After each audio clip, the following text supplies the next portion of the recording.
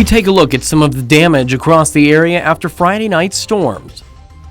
Kids Fishing Day is back in Carthage. I'm Bronte Sorotsky with the importance of teaching kids how to fish and getting them in the outdoors.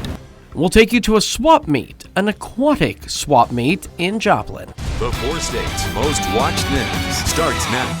Storms sweep through the area, leaving residents cleaning up damage today. This is KOAM News at 10. I'm Chris Warner. The weather, not so wild, but still pretty hot. Doug Hetty joining us. Yeah, at least we don't have the storms like we did have last night. A lot of areas, trees down, power lines down, and very strong winds. So we didn't have to deal with that today, but we still had to deal with the heat across the region. We made it up to 91 degrees, the actual temperature, but our heat index, 103, 104 during the afternoon. It felt pretty gross out there. 102 is the record set back in 1953. All right, nothing going on for us. Clear skies, really clear skies across the Central Plains. Some storms way back through the panhandles of Oklahoma and Texas, but big ridge of high pressure in the upper levels upstairs in the atmosphere, so that's going to keep us in general hot and dry over the next several days. Still warm, upper 70s to lower 80s. In fact, we still have a heat index out there. It still feels 85 to 90 degrees, and eventually we're going to drop back mid 60s later on tonight, but another hot one for us tomorrow, high temp at 91. So when are we going to cool down? When are we going to get some more rain? We'll look at that here in a bit. All right, Doug, thank you. And believe it or not, there are still a number of outages in the area as well. As of 9:45, Evergy is reporting about 214 people without power. Liberty, though, reporting no outages. Evergy says they expect power to be restored to all customers by the end of today. And those power outages aren't the only issue facing residents, especially those on the Kansas side. In Uniontown, widespread damage was reported, mostly uprooted trees. One of the 2 gas pumps at the Conoco station were blown over. In addition, there are a number of power lines still down in the city, leaving residents without power since around 6 last night. Damage was reported in Allen County as well. The video you're about to see is from the Allen County Sheriff's Office of a home in Iola. As you can see, a very large tree taken down by last night's storms. Fortunately, it seems to have missed the house. However, it didn't miss the 2 cars parked near the home. Officials say they received numerous reports of trees and power lines down across the city. A tree was blown over onto a couple's car just as they were preparing to leave their home. Thankfully, only minor injuries were reported. Of course, on top of all the wind and hail with these storms, Mother Nature putting on quite a light show. Take a look at this video from Matt Rush in Pittsburgh. You can see the frequent lightning there as the storms rolled in. And underneath that lightning, torrential rainfall, which led to flash flooding in some areas, including Pittsburgh. This video from Donna and Justin Shook. When they zoom in, you can see just how deep the water is on the car that's parked in the street. And more damage in SEK. This photo coming to us from Katie Bradbury in Bronson. You can see that part of that tree snapped off and came down on that pickup truck. Just another one of many trees damaged in the area by those storms. Missouri's Governor Mike Parson has signed a bill banning local enforcement of federal gun laws. Parson signed the legislation Saturday at a Kansas City area gun store and shooting range. The measure allows local police departments to be sued and fined $50,000 for every violation. Republicans argued the measure is necessary to block enforcement of any new gun restrictions that might be enacted under President Joe Biden. Missouri Democrats say the law is unconstitutional and predict it will be struck down in court. Well, after being canceled last year due to the pandemic, the Kids Fishing Day at Kellogg Lake in Carthage is back. KOAM's Bronte Sorotsky has more on the importance of learning the skills associated with fishing and why this event is a tradition for one local family. Saturday marks the 20th year for the Kids Fishing Day at Kellogg Lake. After the pandemic halted last year's plans, they were ready to come back bigger and better. But this year we're back, and I think we're at or above, pre-virus levels with the folks that are out today, and it's going really good. Andy Rhodes with the Missouri Department of Conservation says they've prepared the lake just for this event. We stocked the lake, 400 pounds and 400 fish, so we've got lots of stuff to catch. What we stocked are catfish, but there's lots more in the lake besides that. There's bluegill and sunfish, and then there's also some bass. For some families, coming out to fishing events like this is a long-standing tradition. We've been coming here since I was a kid. I remember his grandpa, he's actually here. He's brought us out here since we were little. Now, Luis Ortega is continuing the tradition and hopes to pass these values on to his son. It's taught me patience. It's taught me every outing isn't always what you expect it to be. It's always an adventure. His wife Morgan says she's happy to see her son take after his dad. So we wanted to come out today and see if we could catch any fish. Our 4-year-old son loves it. He loves to fish just like his dad. She says the outdoors teaches her son more than what he was learning while stuck inside.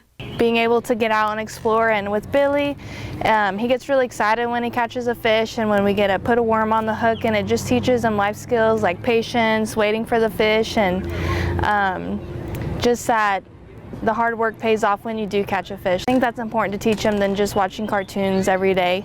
In Carthage, Bronte Sorotsky, KOAM News. Now, according to the Missouri Department of Conservation, anyone 15 years or younger will be able to fish for free in the state throughout this weekend. Well, Scales and Tails in Joplin held an aquatic swap meet. Swap meet sold everything aquatic related, hence the aquatic swap meet. That included fish food and equipment to actual fish like you see. The organizer of the aquatic swap meet says they hosted the event to get more of the community interested in this hobby. They say having water and fish in one's home can even help people relax and unwind.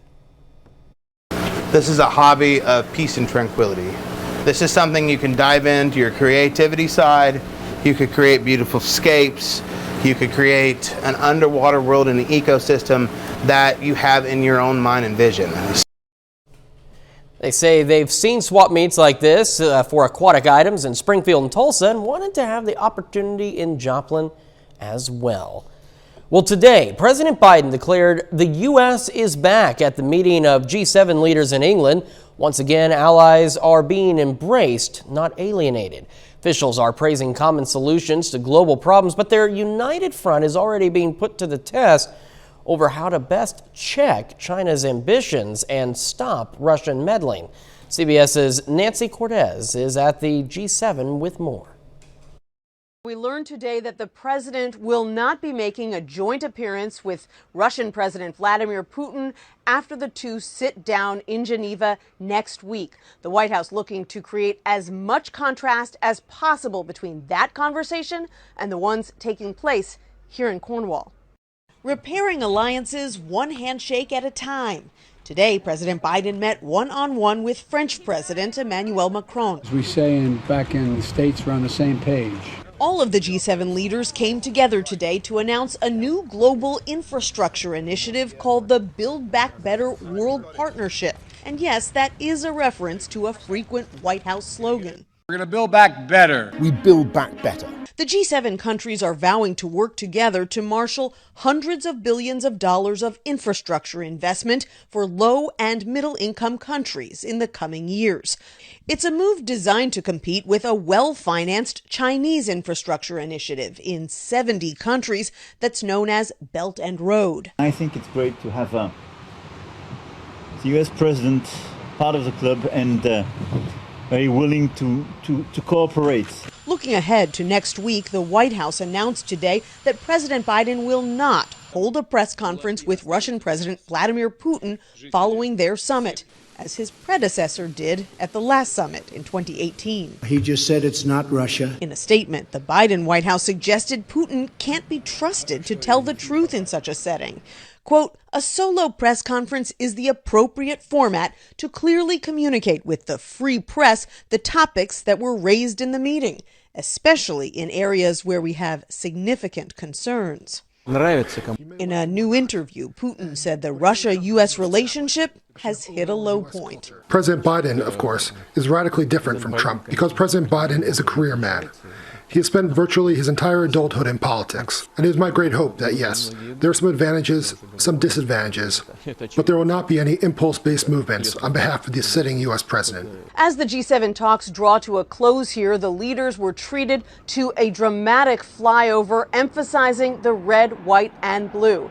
Tomorrow, the President and the First Lady will take tea with Queen Elizabeth at Windsor Castle before he flies across the English Channel for a NATO summit on Monday in Brussels. We take this time now to honor one of our many four-state heroes. Edwin Bossier served in the Army and Navy from 1940 to 1946 and survived the sinking of the USS Yorktown at Midway. His hometown, Joplin. We are proud to recognize Edwin Bossier, tonight's four-state hero. And that is a look at our top stories and a quick check of that forecast on the late edition of the KOAM News at 10. Still ahead, warmer waters invading the Arctic Ocean. We'll tell you more about what some are calling heat bombs.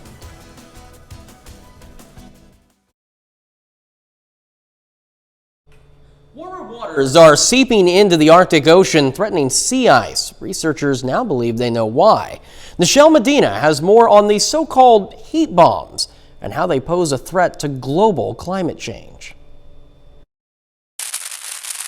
A research vessel moves through Arctic waters to uncover a threat. It's melting faster than predicted by many of the forecasts. Sea ice has been disappearing at an alarming rate. In 2018, Jennifer McKinnon from the Scripps Institution of Oceanography and a team of researchers set out to learn why. The Arctic is a bit of a canary in the coal mine, so seeing the changes accelerate there gives us a preview of how dramatically things might change in the rest of the world. It took years to analyze the data, but the team found what they named heat bombs. Warm, salty waters from the Pacific flow into the Arctic, heating the ice above. The swirling heat pockets can last for months, even years. In the next few decades, probably most of the Arctic will be ice-free in the summer. This is something that we call the EPSI. The discovery was made by using state-of-the-art technology built inside this lab at Scripps Institution of Oceanography.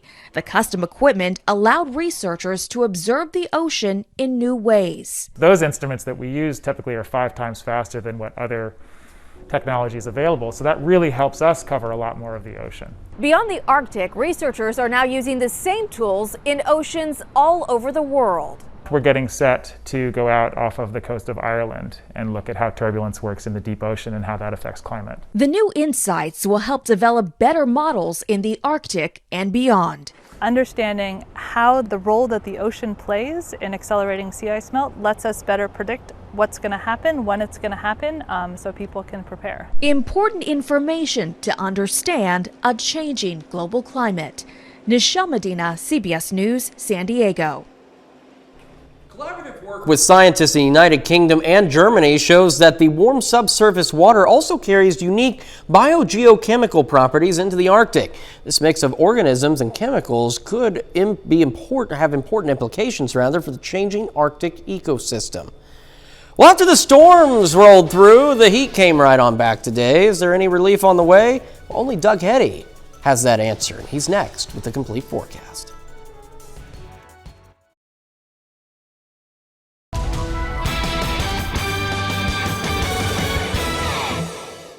Definitely turned out to be another hot, humid day for us today, but at least we're not dealing with the severe weather like we did see last night, yesterday evening into the overnight hours, but the heat, the humidity sticking around once again.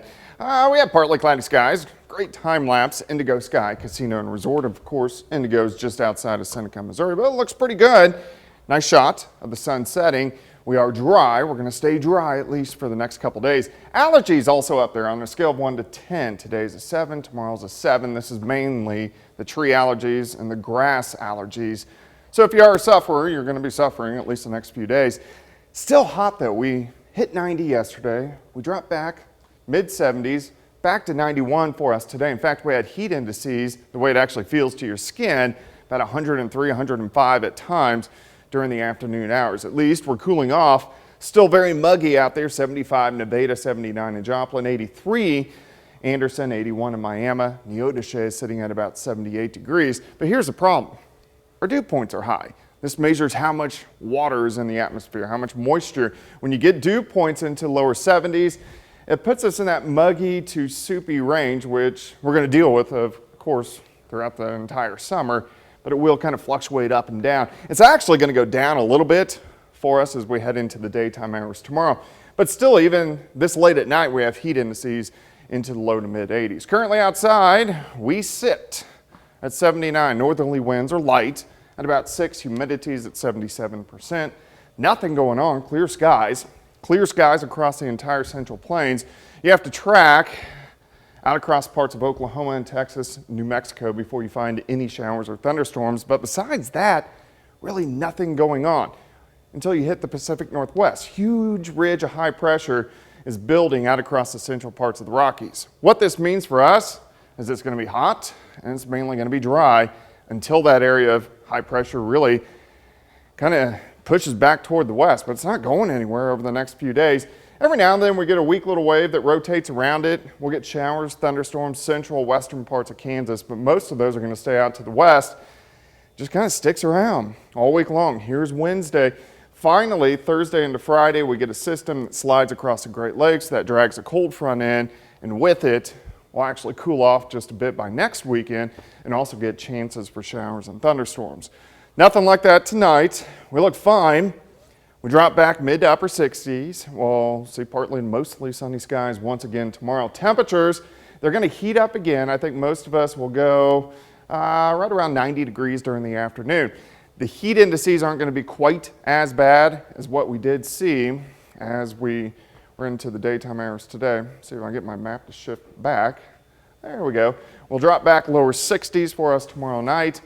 And then by the time we head into Monday, much of the same, high temps right around 90 degrees. Humidity a little bit lower tomorrow. Heat indices 95, 97 instead of above 100, but they start to sneak back in by the time we head into Monday. So it's really just going to be hot and humid over the next few days. 91 tomorrow, 91 Monday, 87. Sounds better. Tuesday. Thunderstorm chances Thursday and Friday, but next weekend looks great. Temperatures lower 80s. Next weekend does look great compared to what we've seen, but you know, I'm one of those guys that I like it warmer because I can cool off easier. I'm weird. I'm backwards from most people. Yeah, I'd rather be cold. I understand that. And given today, I'd rather be cold myself. Yeah. I'm sure Danny'd rather be cold after going out in the heat all week long. I'm with Doug, yep. All right. Well, Doug, thank you. And Danny joining us now. Joplin and Des Moines on the field tonight. Yeah, Joplin is 2-0 against the Peak Prospects this season. They'll look for another one in the win column today. We'll have updates on that game coming up. Plus, coaches and wrestlers from all over gather at Labette County High School for its first ever girls wrestling camp. That story and more next.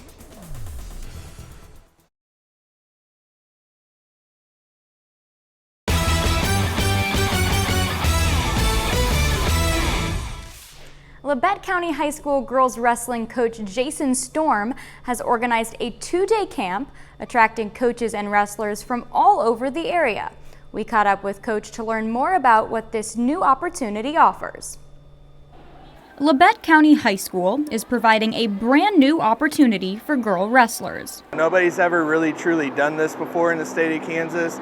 Labette girls wrestling coach Jason Storm organized a 2-day wrestling camp. I came up with this idea, put it out, started throwing it out to some coaches, and started getting a lot of positive responses. The camp has attracted coaches and wrestlers from all over the area. Even Great Bend and Emporia, their coaches are here. Getting that support from those guys, you know, it really helps grow this sport. It's really going to help continue to get us better. About 70 girls came out to the camp on Friday and Saturday. It's just a good feeling that girls are wanting to try something new and getting into a sport that is just growing so much right now. Storm invited Baker University wrestler and former Labette alum Abby Jones to help coach. I reached out to Abby and I wanted to see if she would be interested in coming in and doing some sort of camp. And Abby said, hey, I got a couple of girls who are willing to come, and really great girls coming in, being able to work with these girls. The girls have the opportunity to practice their technique and also wrestle in live matches. I think it's a huge advantage. You know, any girl who's out here during the summer, putting in work during the summer, it's just going to help make them better. And being able to provide that opportunity to these girls is something really special to us. It's a big deal because there are so many girls that aren't here putting in extra work to get better.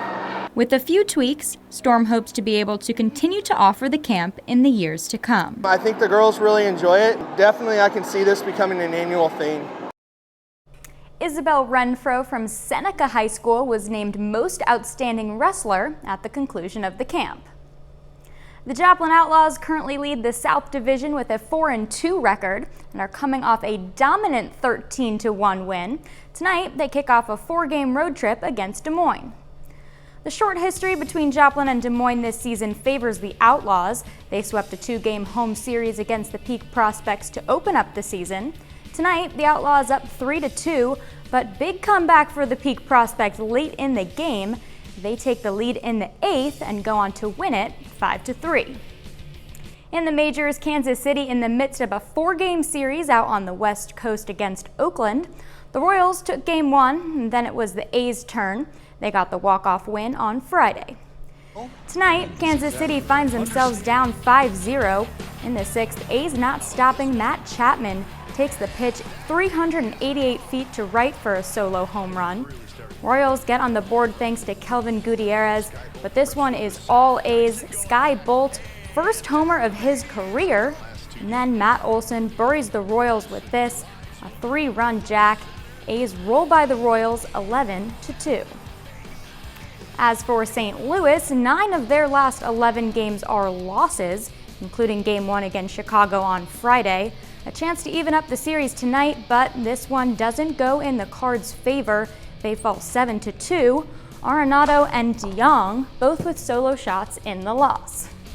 The Missouri teams, they're just not catching a break this season. Nope, I don't know what's going on. It's high and low, but both with a chance to finish off the series with a win tomorrow. Well, I'm keeping my fingers crossed that both can pull out some major upset wins. That'd be nice too, instead of just a smackdown. Right. Hopefully tomorrow we're talking about some wins. All right, Danny, thank you so much. We're going to be right back right after this. Get picking to show your love, because you know what? It's National Red Rose Day. Now, red roses became synonymous with love and romance a long time ago when early cultures used them to decorate at weddings. But the flower is also used in perfumes and herbal teas, something I did not know. Roses grow easily in many climates, and they're in bloom right now, so you can just go out looking for wild roses or plant your own. Just be careful, though, because the natural ones still have their thorns, just like many loves. I don't have any thorns left. I'm just saying, I have no thorns. Been dethorned. I have. Good for you. I have been dethorned. A little bit thorny in the forecast in terms of temperatures. Yeah, it's going to be hot. It's going to be humid. At least the humidity a little bit better for us tomorrow on Monday. Heat indices not quite as high, but the actual temperature is still 90, 91. 80s Tuesday and Wednesday. Some thunderstorms late Thursday and Friday. All right, Doug, thank you. Danny, final check of those sports. Outlaws fall to 4-3 record today. They'll have a chance to bounce back against the Peak Prospects tomorrow, though. It's a heck of a team name, the Peak Prospects. Tongue-tied every time.